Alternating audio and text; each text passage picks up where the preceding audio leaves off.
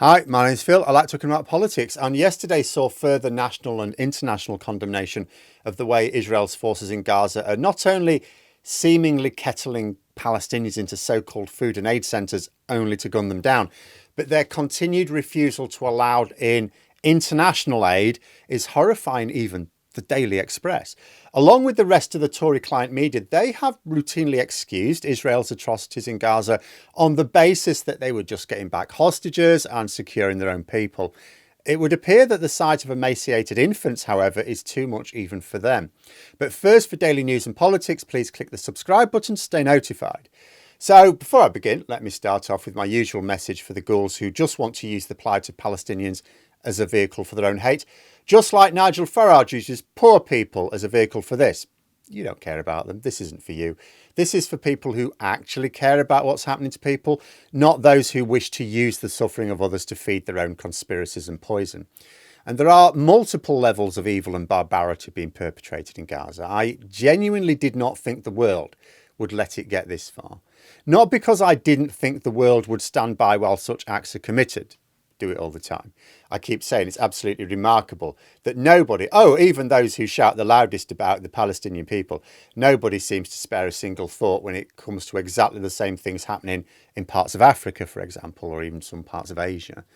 But anyone in the Western world has to put effort into finding out what's happening there.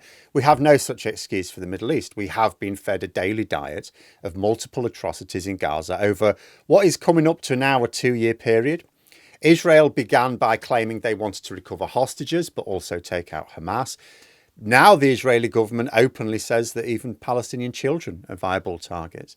And much of the right-wing media in the UK has spent a lot of time conflating Palestinians with Hamas. They deliberately jam the two together, which only allows the extremists on both sides to radicalise people on the issue. I mean, let's consider the different ways in which the barbarity has escalated. So it began with an invasion, which took no effort to avoid civilian casualties. So immediately it was breaking international law. Too many people were comfortable even with this fairly flagrant breach of international law. Then we see the Israeli forces telling Palestinians to flee along certain safety corridors before they bomb the crap out of their homes, only to witness the IDF shooting down Palestinians in those so-called safety corridors, even bombing, refugee camps. I was genuinely surprised that the Western world even allowed this. Then we had frequent pauses to the delivery of international aid into Gaza, which led to malnutrition and disease, also led to medics in Gaza running out of the supplies they needed to treat the wounded. At this point, it was clearly going beyond a military exercise which just didn't care about civilians to one which actually wanted to destroy them. This was the point where ethnic cleansing seemed fairly obvious, no matter how you looked at it. I'll tell you what it was like as well. It was like watching Putin's operations over many years. So he escalated over time. He did something. Then he checked for the international response. If there was no major kickback, as often there was not, he didn't just carry on. He escalated further. He constantly pushed and pushed and pushed. You can see the same pattern in Israel. The atrocities that we're seeing today, they weren't there from the start. They weren't developed as a result of military expediency. It was as a result of doing a thing, nothing really much happening to stop Israel behaving in this way. So going further and further and further. Things became much worse when Trump became president, because then Israel was able to openly talk about the forced displacement of literally every Palestinian in Gaza. The Israeli government, which was always reluctant for the two-state solution, was now firmly against it, openly against it. This more than implies, it's like, well, okay, if you're against the two-state solution, so what happens to the Palestinian land?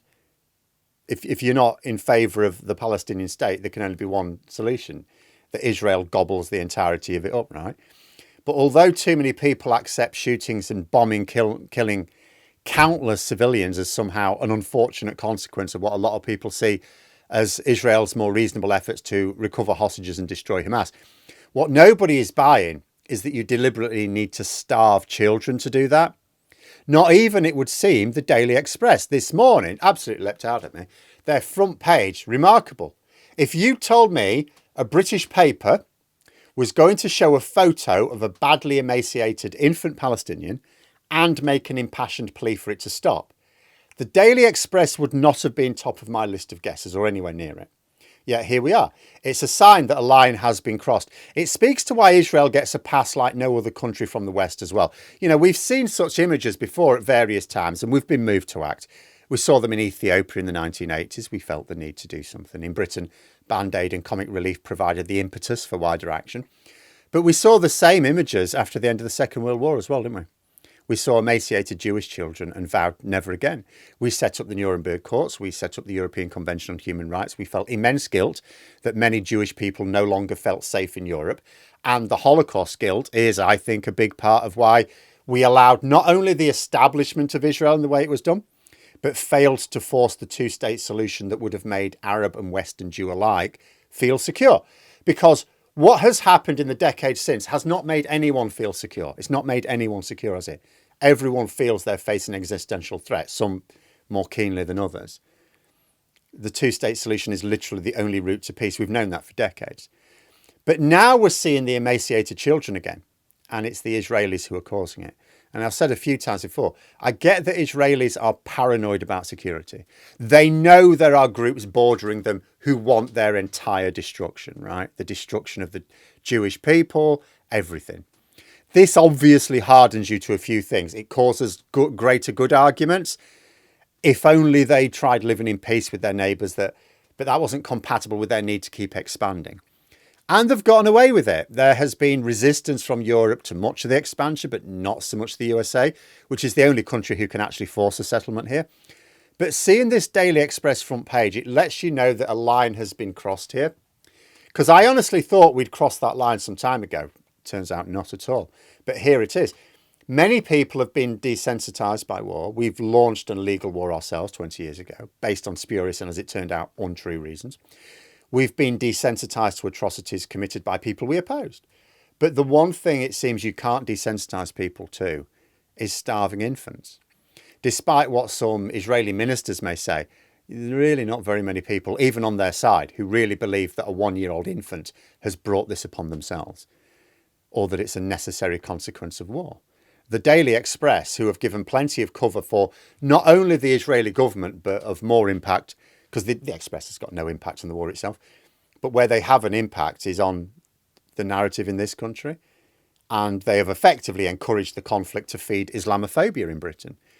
So to see them make such a prominent appeal for the programme of deliberate starvation to end, and even linking the Disaster Emergency Committee, which is a collection of groups who are genuinely trying to help Gazans. The people who are trying to help the Palestinians, they're not the people who shout the loudest about it. The grifters who only pretend to care, but, they're getting plenty of money into their bank accounts. No. There are some groups who are genuinely trying to help.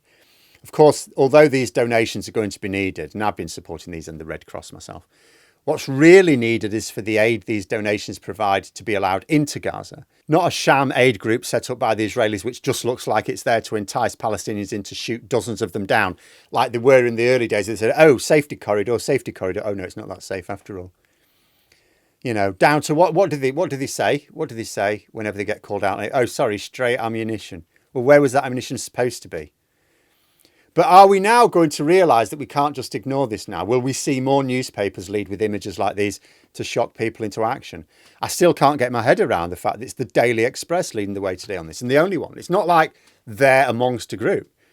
They could have done what everyone else did, just put a picture of Ozzy Osbourne on the front page. They may not care about Israel's long-term plans to destroy Palestine. They don't seem to do, from what I've read of them. They've not made any great fuss about it, as far as I can tell. But starving children is clearly going too far for them. Will it for wider society? Will it for other Western societies? We've seen some movement in the conversation inside Israel itself, but that's probably too slow. Will it even force Trump to say enough is enough at this point, at least in terms of blocking aid into the country? But let me know what you think in the comments below. For more content, you could subscribe to the channel or even join for access to streams and behind-the-scenes updates. Thanks for watching, and until next time, I'll see you later.